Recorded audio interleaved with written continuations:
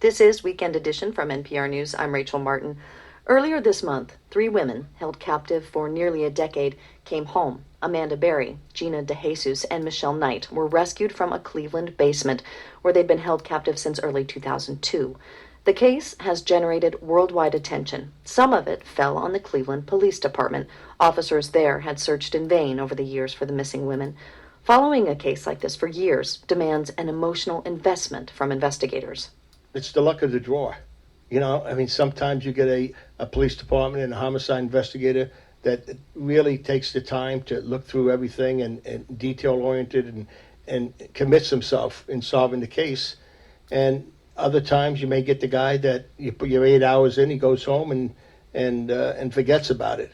That's Detective Joe Matthews, and he is this week's Sunday Conversation. Matthews worked for almost 30 years on one of the most famous cases in the country, the murder of 6-year-old Adam Walsh, the son of John Walsh, who went on to create America's Most Wanted.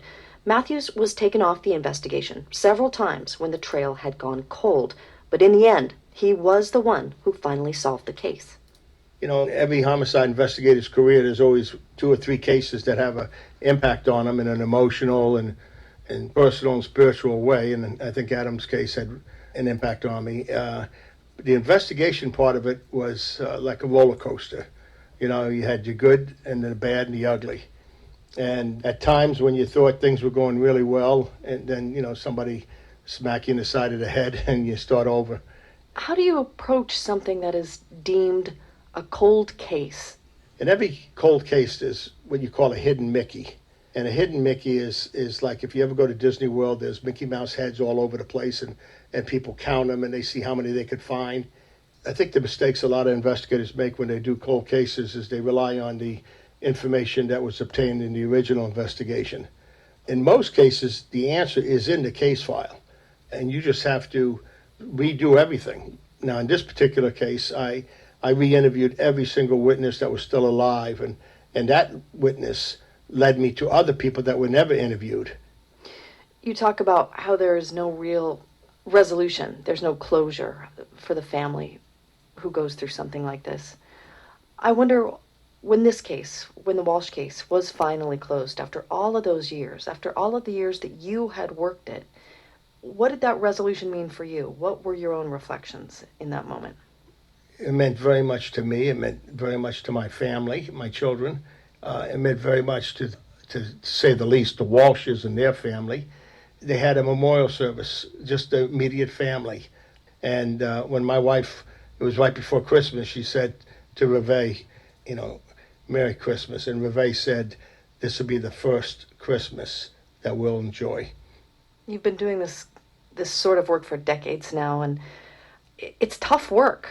I mean, you're dealing with really horrible events and trauma. I imagine it has to take a toll. Did you ever think about doing something else or taking a break?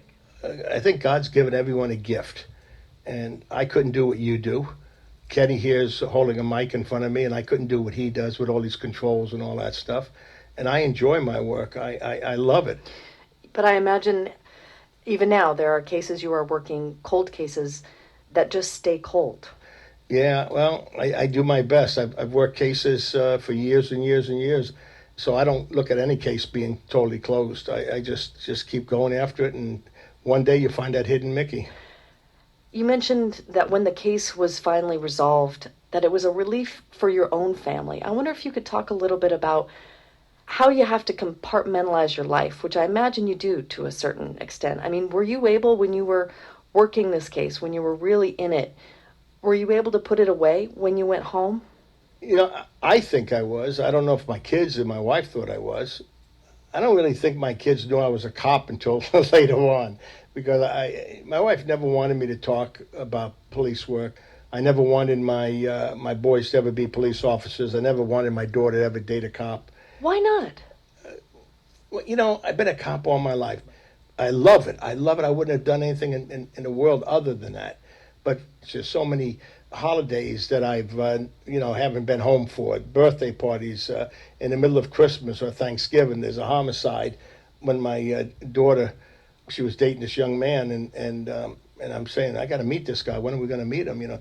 And she says, I want to tell you a little bit about Tom before you meet him, and I hope you're not going to be upset with me. And she said, he's a policeman. And I said, oh, Christina. I said, that's not a problem. You know what I mean? And now she has two beautiful children with him, and he's as close to me as my sons are. Then my sons start hanging out with him when he was courting my daughter, and two of my three boys are policemen now. Despite your best intentions. Yeah, but my intentions were honorable. It wasn't like I love cops. I love the law enforcement industry. I love everything about it. I just didn't think it was fair to, their mates and their families, if they became policemen. But they love it, and I'm happy for them, and I love them being there.